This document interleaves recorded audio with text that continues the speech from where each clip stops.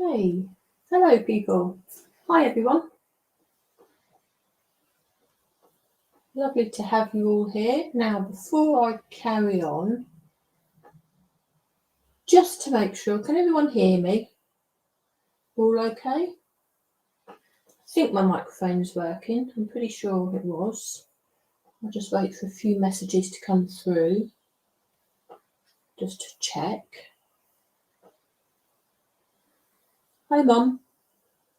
Can you hear me okay?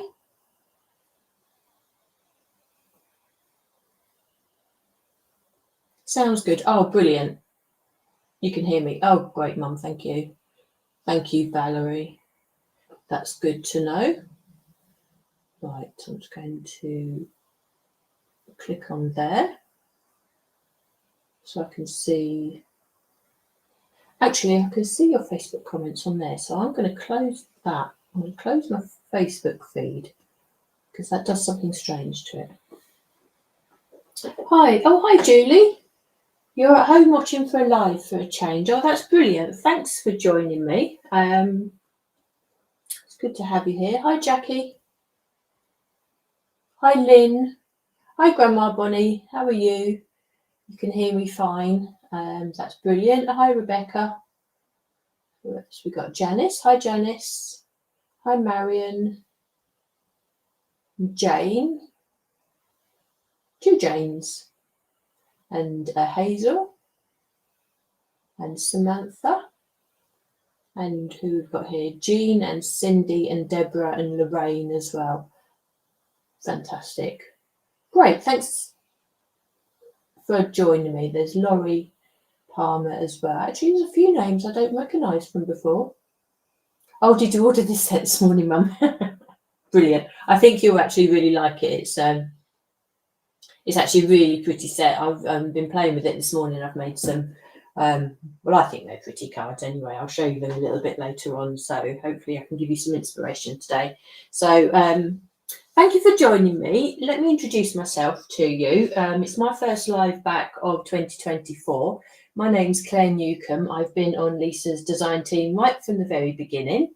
And so I'm really thankful for that. I'm really proud to be out there sort of representing Lisa as well and being on the journey with her right from the very beginning. So 4 years on, I'm still crafting with her. I only really craft with Lisa's products now because I do love them. My crafting has evolved as her products have evolved as well. So it's really nice to do these lives with you, give you my take on the products, just to give you some different ideas and show you what can be done with these fabulous products and the inks and the way that everything all works well together. Oh, hi, Dawn. Hi, Donna. Nice to have you here. So today I am using the brand new set, the brand new collection. It's the Blooming Coneflower stems. So as pretty much with all of Lisa's collections, we have a 3D embossing folder, which comes with the die. And I know if many of you may have tuned into Lisa's live last Friday when she would have talked you through all of this as well. So this is a 5x7 size collection. We have quite a large die, as you can see there. Let's just push that on that side, yeah. And we have the coordinating embossing folder with that. It's a really lovely design because this design in particular takes up pretty much the whole of the 5x7 space. So we have the 3D embossing folder, we have the die, and we also have the layering stencils that come with this as well. It's a set of 7 stencils, and I'm just going to check I have them all in order because I was using them all a bit out of sync this morning. Oh no, tell a lie, it's 8. We have 8 stencils in this set, so, but not that that really matters. Some of the sets that Lisa has designed has got 10, 11, 12 stencils as well, but they're all there for a really good reason. And once you get going with these designs, it really doesn't matter how many sort of stencils you have because they've all got a place. I know always, Gloria, lovely to have you here. Hi, Debbie as well. Hi, Jean.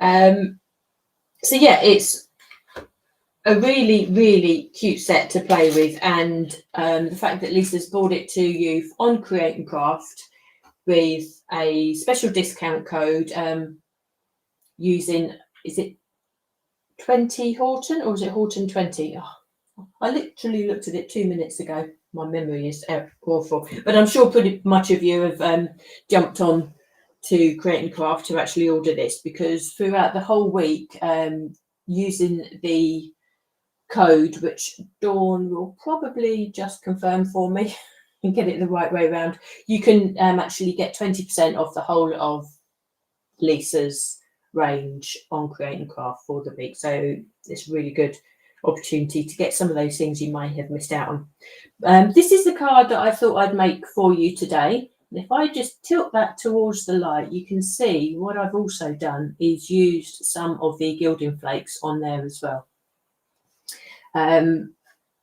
It's a really straightforward, simple card.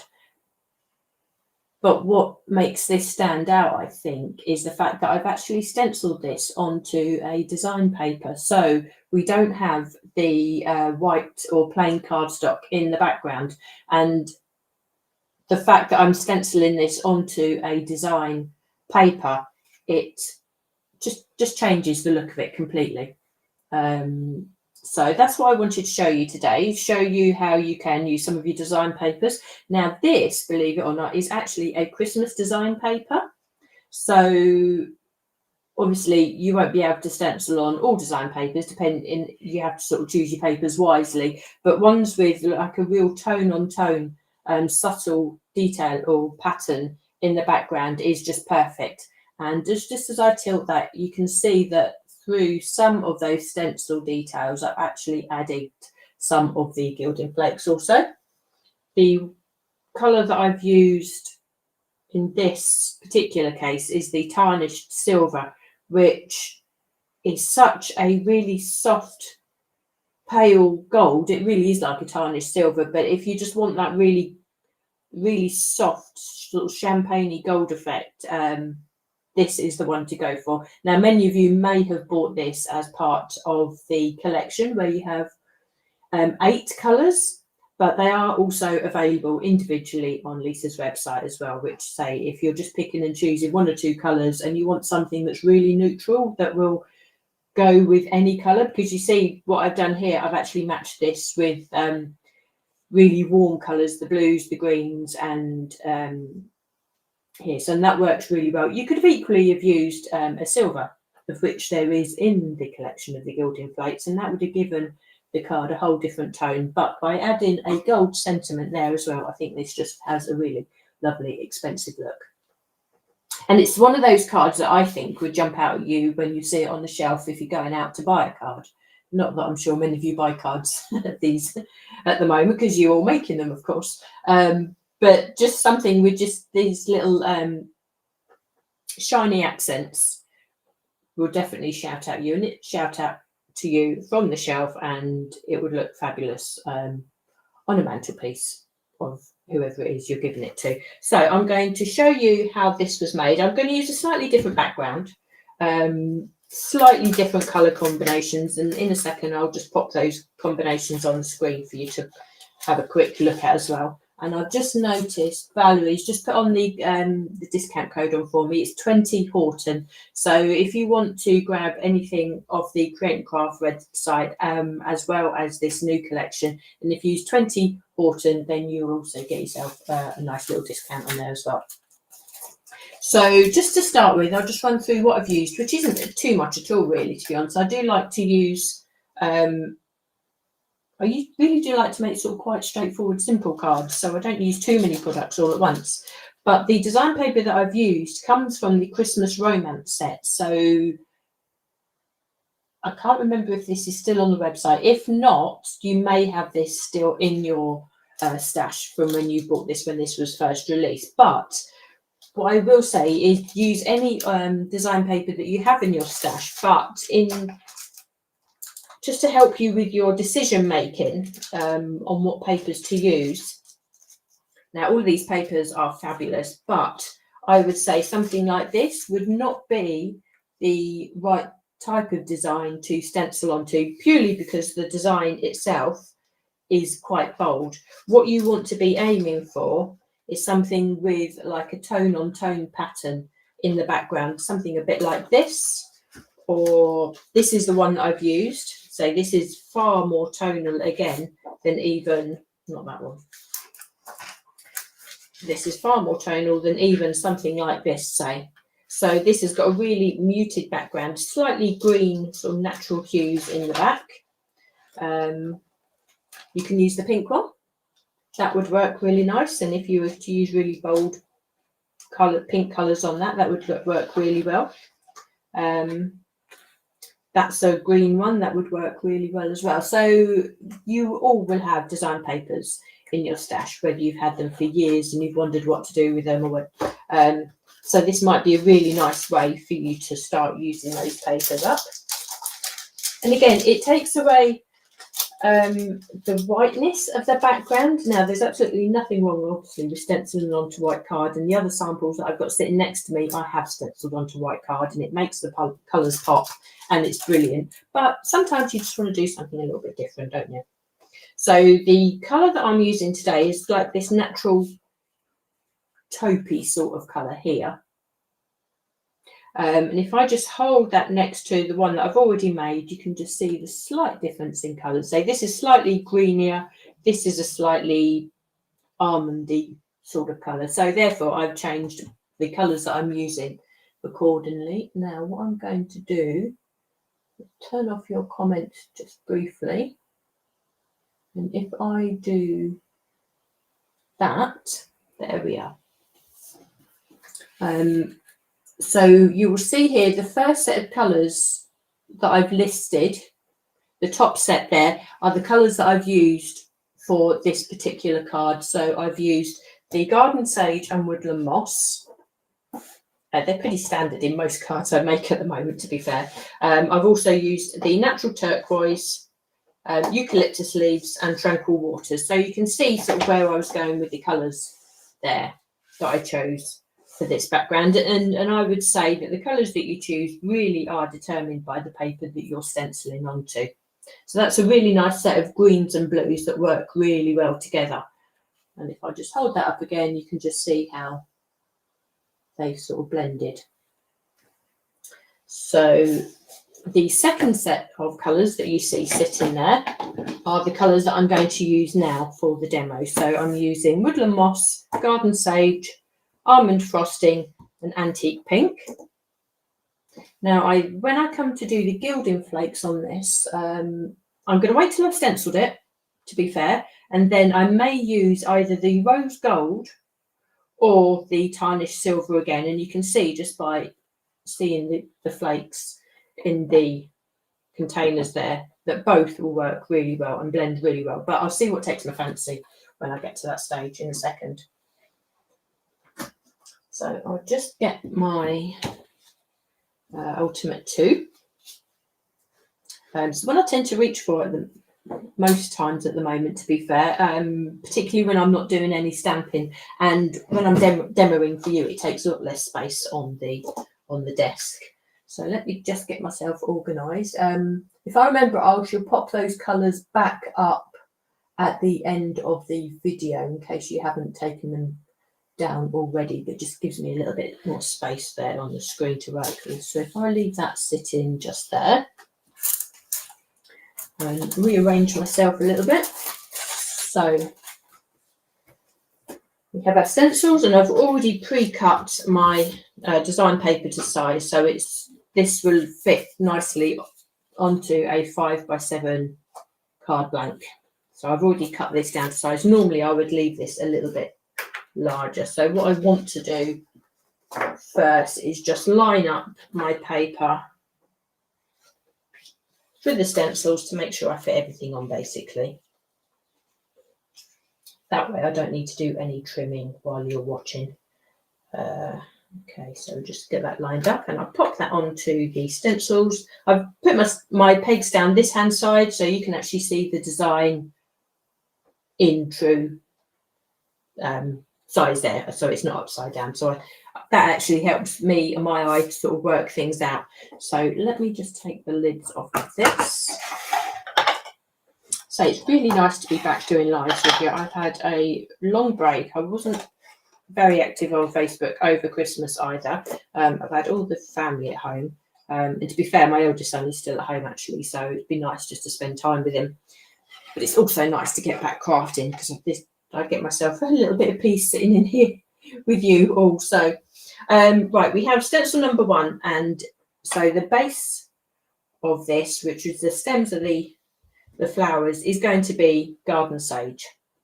So I'm going to get that stenciled on there. I'm using my chunky brushes for this. They work really nicely.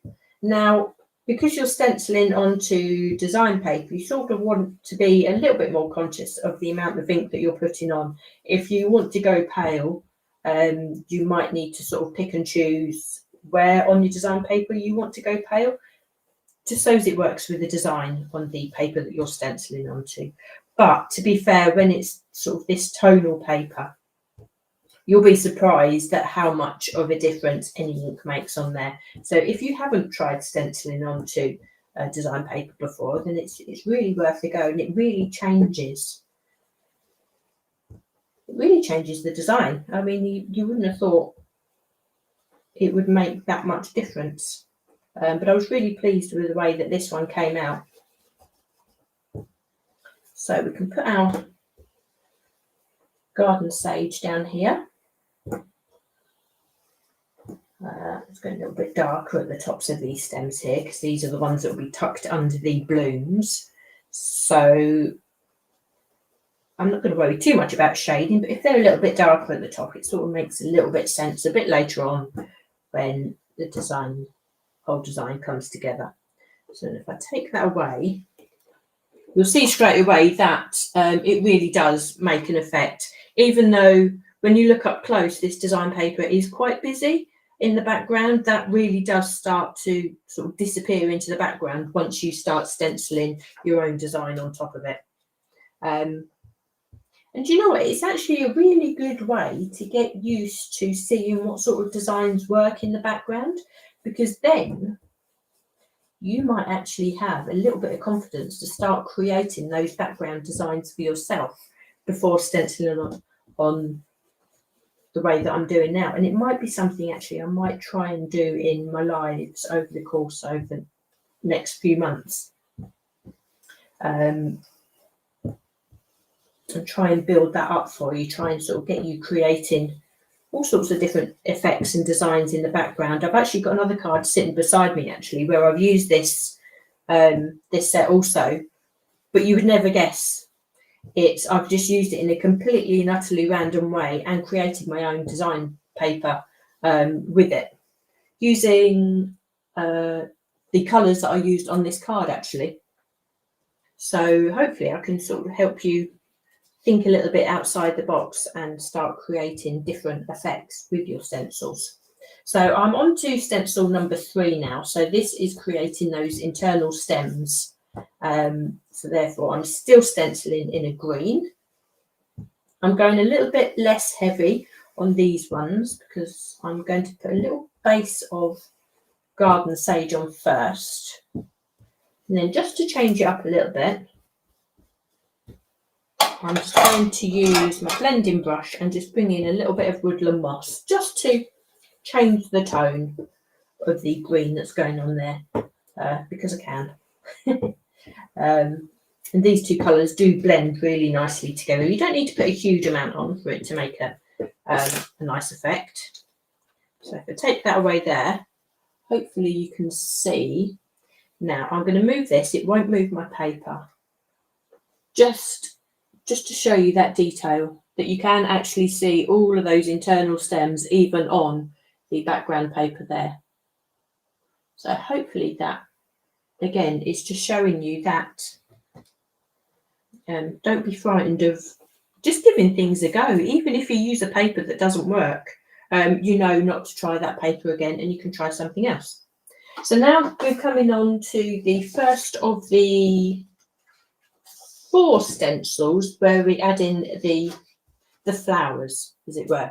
Now I've gone sort of quite muted with my colours for this. Again, I've got other samples that are brighter, and you see other design team samples also that have been in the group that are huge pops of colour which have worked just as well. But a lot of what these demos hopefully show you are different colour combinations as well.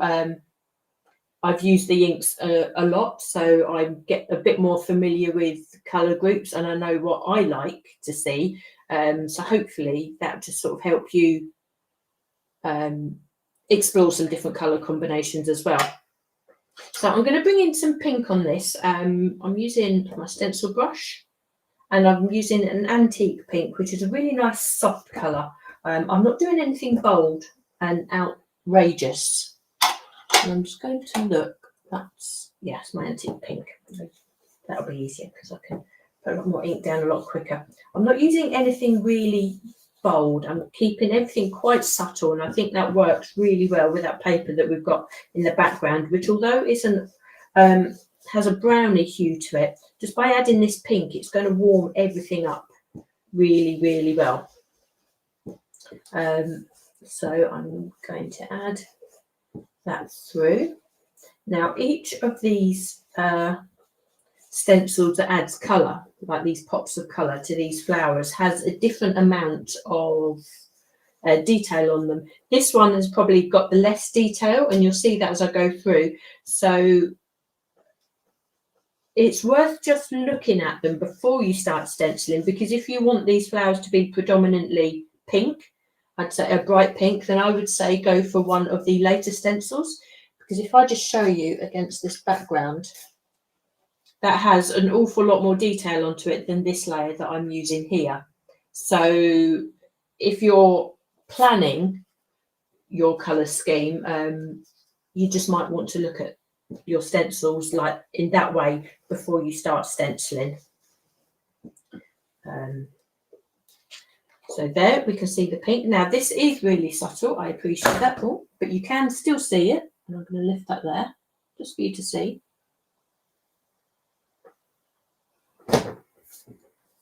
So we have stencil number 5. And I think what I might do is come in with the Woodland moss. Now, I know this is green and it's going on to flowers, but I'm going to use it really lightly, and it's a really nice accent colour. And if you use it lightly, it makes the other colours around it sort of really stand out. It's a colour that I use an awful lot, and I think I might probably be one of the first re-inkers that I get. Because I'm not quite sure what I do when this colour runs out, to be honest.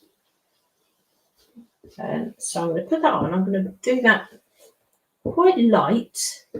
Now, obviously, if you put colours on light to start with, you can always go back in and add more. Which, with this peg system, if you are new to this, is so easy to do. So easy to swap your stencils in and out. So I'm just going to take that away and have a little look. I might just go a little bit darker, just in some areas. And what this will actually do, this will blend with the internal areas of the flower where I added a little bit of the woodland moss to start with. So the colours won't jar because I've already added this colour elsewhere. Although it's blended with another colour, the tone is there. So the whole thing will sort of blend really well. Yeah, that works really nicely for me. So we have stencil number 6. Where are we? Yeah. And I'm going to add, I've got more colours to use now, the almond frosting. Again, a different colour, an unusual colour, you may say, to add to flowers, but I think this really works, and especially when it's mixed with the or sits alongside the pink, the antique pink. I think it's a really pretty combination. But not everybody likes bright colours, and sometimes let me think, the the occasion calls to add a slightly subdued card, or sometimes just pastel colours are just work really nicely, don't they? But again, it's hopefully as a design team we can show you all sorts of different combinations. So if you are stuck at any one time, and you'll get these little blocks, don't we, sort of crafting blocks, and you think, I don't know what to do, don't know what colour to choose. Or sometimes if you're like me, you just can't make up your mind. You can be very indecisive. Sometimes it's just nice to see what other people have done. So I've added the almond frost in there really quickly over the whole of the stencil. That sits alongside really nicely those other two colours. Now, Facebook has frozen on me, so I'm hoping the viewers on Facebook are still with me. I'm getting comments, so that's perfect. Oh, good. Okay, so this is the last floral stencil, I would say. So this is stencil number 7. And I'm going to bring in the garden sage. Oh, excuse me. I'm going to bring in the garden sage. Let's see, I'll go relatively heavy, I think, because I do want to see this. We want this to sort of hold its own next to the other colours that we've just added.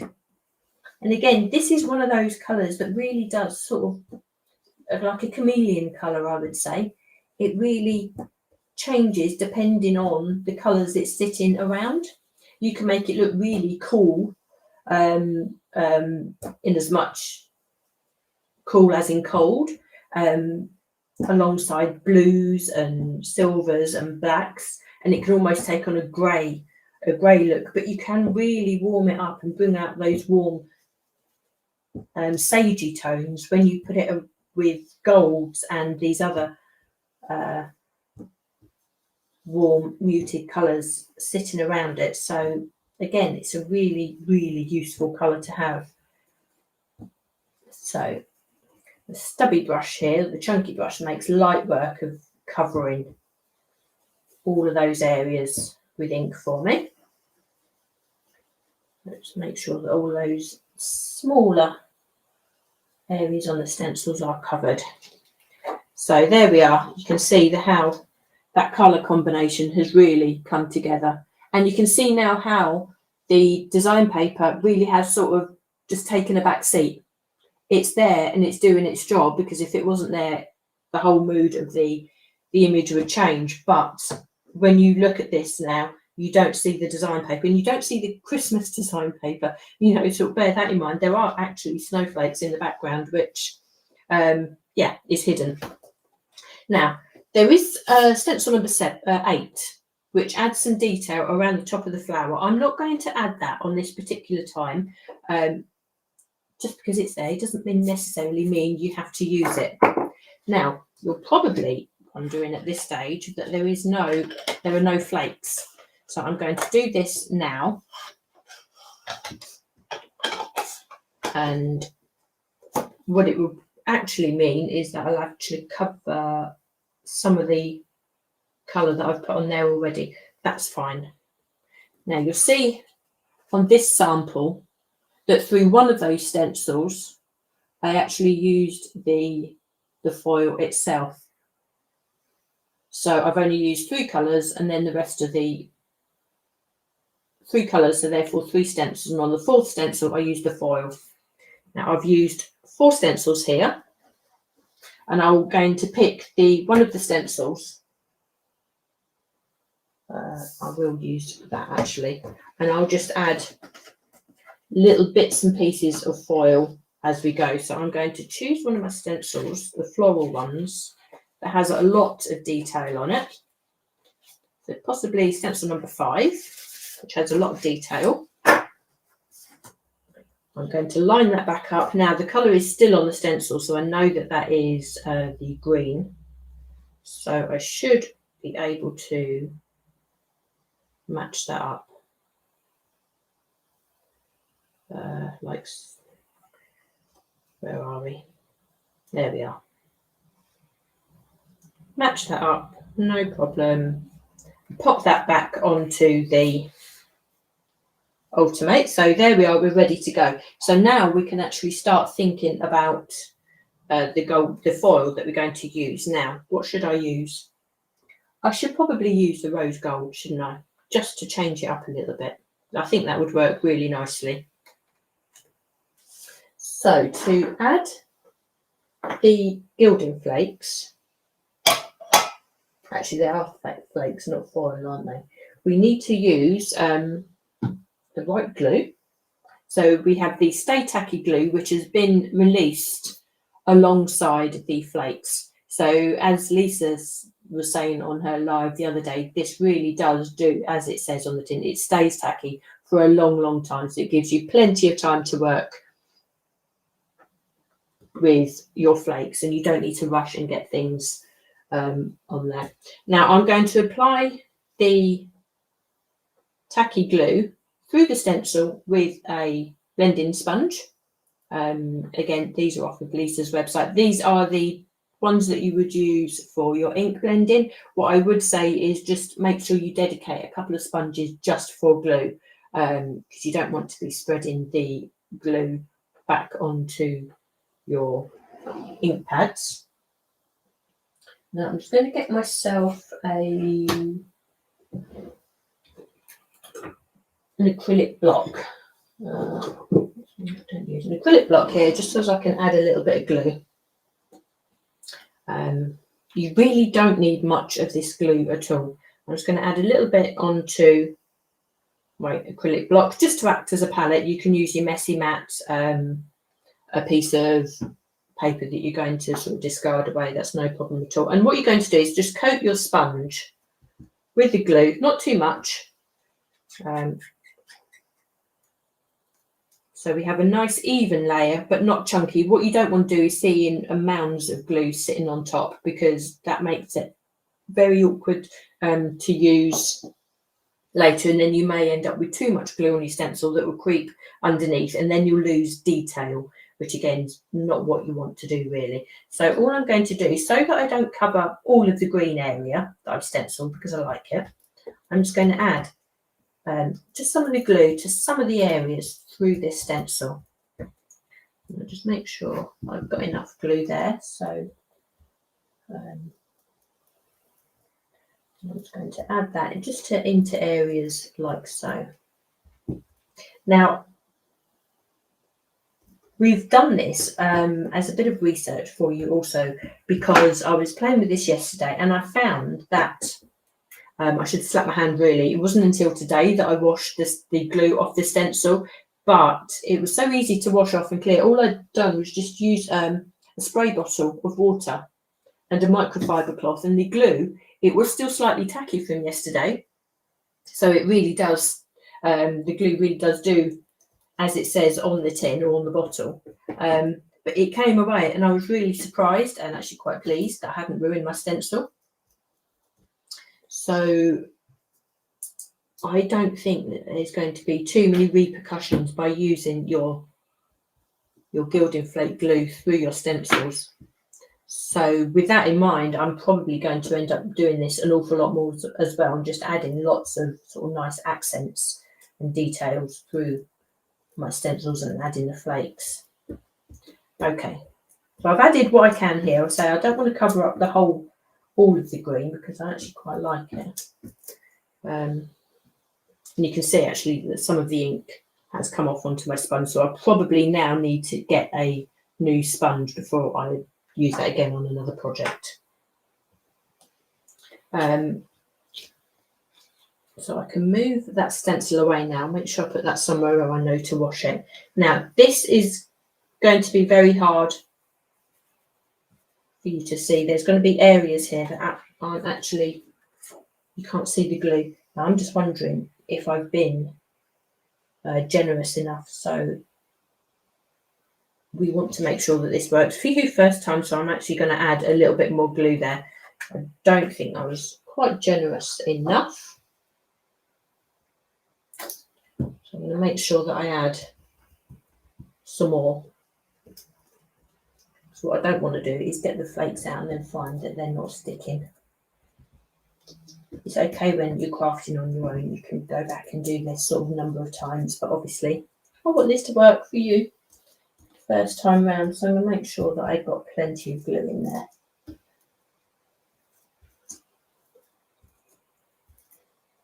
So there we are. I think that has worked. Fingers crossed. This is a new one for me, demonstrating Gilding Flakes. I've become braver as the weeks go on.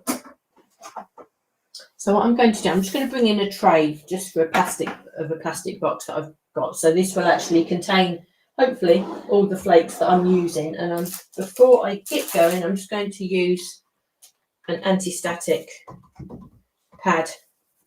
Now, you can use this on your project to start with.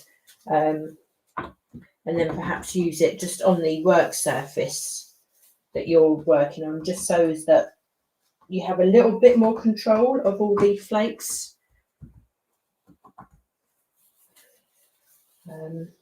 Now, when you use the flakes, you really don't want to be using it in a room with an open window or air conditioning blowing on you, because you'll end up covered. I mean, you end up covered anyway.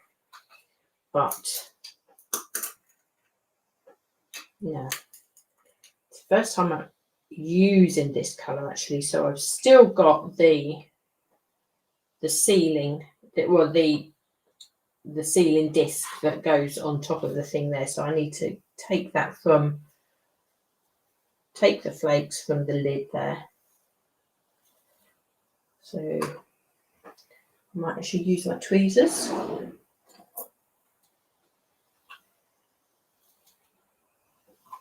And remember where I've put the glue. Now, the first time you open this, the flakes that you actually bring out are actually quite large. And they're almost sort of sheet-like.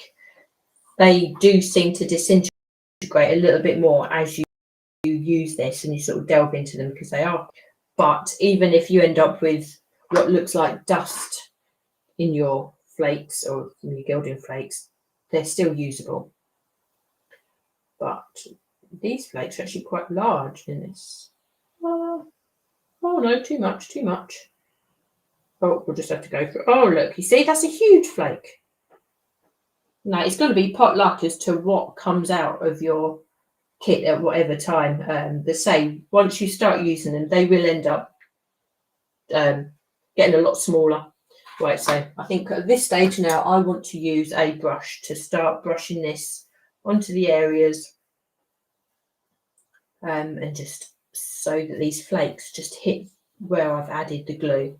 And hopefully that glue, I've been generous enough with that glue. Now, I don't think there's going to be as much on this one. The brush that I'm using is a really soft brush at this stage. So it just means that I can be nice and forceful with a delicate brush, as if it were. So I'm not going to do any damage to any of the flakes, but just gently just move those flakes about, just so as it hits all those areas where the glue is. Now, I've got more than enough flakes on there, so I think what I do before any disaster happens, I'm just going to put the lid on there, move that out of the way. Okay, so just move that around so that all those areas where I have added the glue are hit. So you will end up with a bit of your flakes sticking to your brush, but that's fine. You can work with that. Now you can try and tap off the excess. You tap off the excess or use a brush. And I've found, now this is the way that I do it, and I think you're going to develop your own techniques, and I'm sure Dawn will be doing this in a slightly different way. You can brush off the excess as much as you can, but you reach a stage where you're just moving it around on the paper a little bit. So then it's time comes where you need a bit more of a sturdy brush. You know that the glue has caught all of the foil that you want, so it's more of a sturdy brush.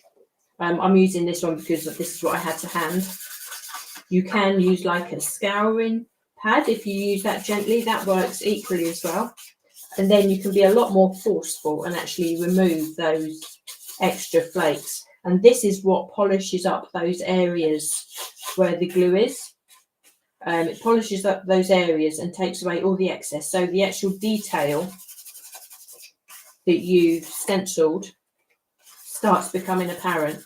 And when you get to this stage, it can actually, your design is actually quite robust with the flakes, as you can see here.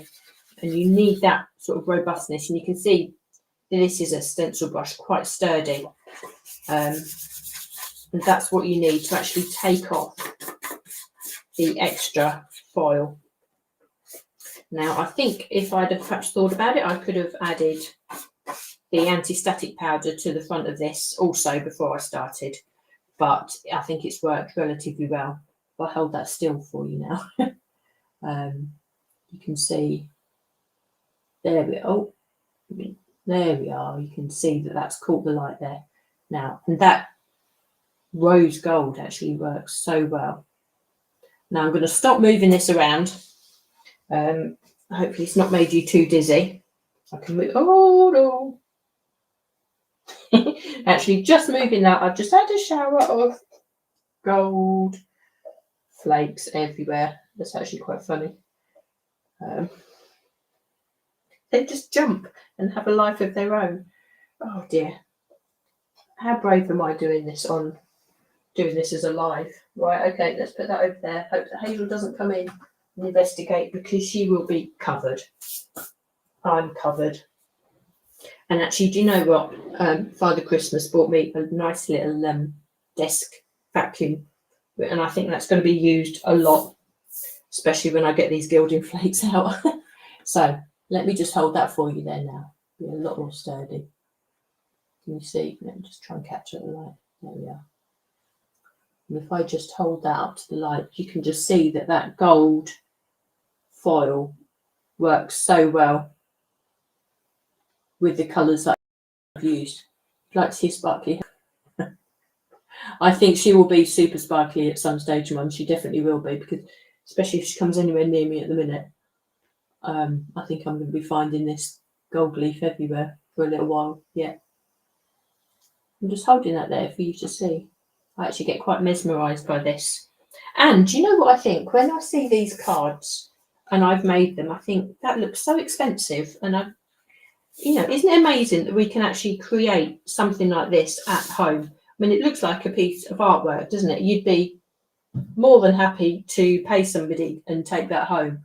But the fact that we can actually create this at home ourselves, I think is amazing. And that's why I always come back to crafting. Even if I can have a couple of weeks off, I always come back to it, and there's always something new. Lisa brings out a new design, and it just reignites, and your mind comes alive again with new ideas.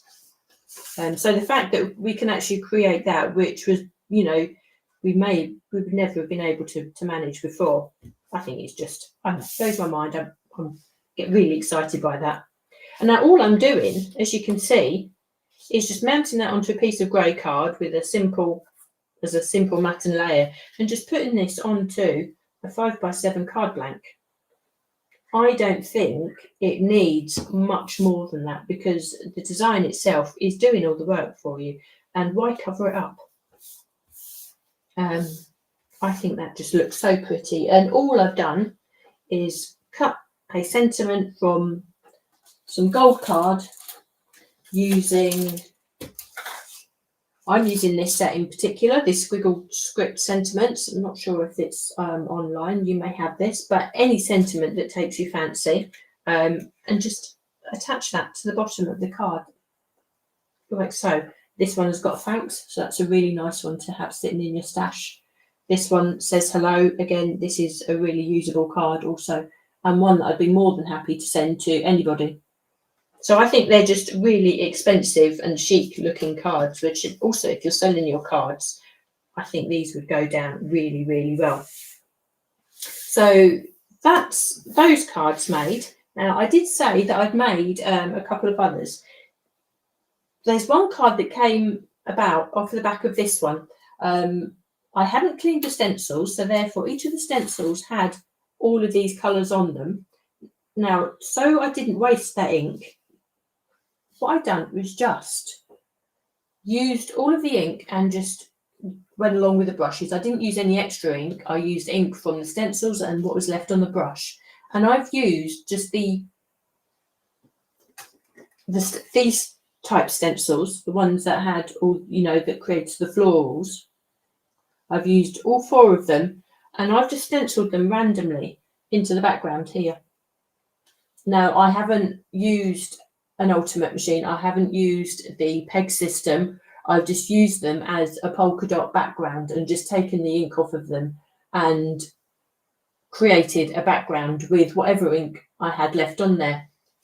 What I did do, using Lisa's masking tape, the brand new masking tape, I did cut a sentiment and pop that down first. So obviously that creates a mask. So I stenciled over the whole of this layer, the square layer, which I think is 13 centimeters square. Then I removed the mask, and that left me with the blank space there. And I'll tell you what I used. I actually used this set. I used the Happy from this set. And now the script on this set comes as 3 different layers. The largest layer is what I cut with the masking tape and added that down. I took the masking tape away, and then I added the Happy with the smallest, the actual script of the text on the inside. So therefore, all that I've added here, this is a single layer. And now when I send cards from Ireland, I really do need to be very mindful of how thick the cards are. So anything where I can reduce the amount of layers on a card makes it a lot more economical for me to post a card, particularly back to the UK. So this works really well. So the only layer that I have here is the Happy, which is the die cut.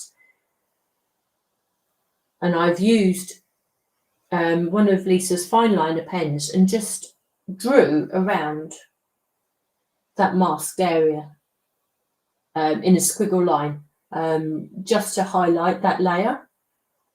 Now, I didn't do that carefully, and I just kept, just drew around that a couple of times, and just with a wobbly hand, and that created just a really different type of sentiment for me. And then just to finish the sentiment off, I used the blue Gilding Flakes, and if I hold that there, and with a stamp, and just stamped birthday. Now that makes just a really quick and easy, super generic card that can be given to anybody. Do this in a couple of different colorways, and you've got a card that you can give to anybody without any particular theme. So I thought that worked really well. Again, with the same stencils. So as pretty as they are as coneflowers, they can have other uses as backgrounds. And then, obviously, because I had these colours out to demo for you now, I've also used those same colours, but I stenciled onto white cardstock, and I've just used the tops of the flowers. Now, these 2 flowers are these 2 here. But to fill in the rest of this onto the DL card, I flipped the stencils around and used the reverse of the stencils and used them in exactly the same way. They still line up, but it means you get a mirror image of your original stencil. So that works really well onto white cardstock, and that is stenciled with exactly the same colours as what I've demoed here. Yet they look so different. And say there is no detailing in the background. It's just Lisa's satin card with a simple sentiment die cut and then stamped onto there also. And then another card, which again is only using the Woodland moss here. And I've done a shaped card. And I think what I might do on Thursday for you, I might talk you through how to make a couple of different shaped cards using this set. Is that something that you might like to see? It's an idea that I've had. But with this particular set, I've embossed it if I can just get that detail for you there. Yes, you can see I've embossed it, but the only layers that I've stenciled are the stems and the internal parts of the flowers, and I've actually left all of this pretty. I don't think it really needed the colour in the background there. So yeah, I thought that worked really nice. And the shaped card as well. So that's one with the shaped front, but you can also make a shaped card blank as well. So maybe that's what I'll do for you on Thursday, just to show you how to make a couple of different shaped cards, if that's something that you might like to see using this set as well. So I'll leave that with you there for today. I hope you've enjoyed that. I've really loved creating those for you. Vicky, what are the colours you used again? Okay, let me just pop up that little slide for you. Thanks for reminding me. There we are. If I just move those across so you can see everything. The top colours there are the colours that I've used for this card. And the bottom set of colours, the second set of colours there, is what I've used for this card and this one here. So those are all the colours that I've used, sort of simple combinations there that I think they work really, really well. So yeah, I should be back with you on Thursday. It'll be 2 o'clock again. As I say, I think I might go through the shaped cards for you. I might even show you how this one is made as well. And I might do some embossing. What I forgot to do on this one actually was emboss. This one is actually embossed as well, but I forgot to do that with this. But I think it works just as well without. So it's lovely to have you all here. There's quite a few names I haven't seen before. And I will go through and look at all your comments as well. So thanks so much for joining me today. It's great to be back. Enjoy your week, everybody, and I shall see you again on Thursday. Take care.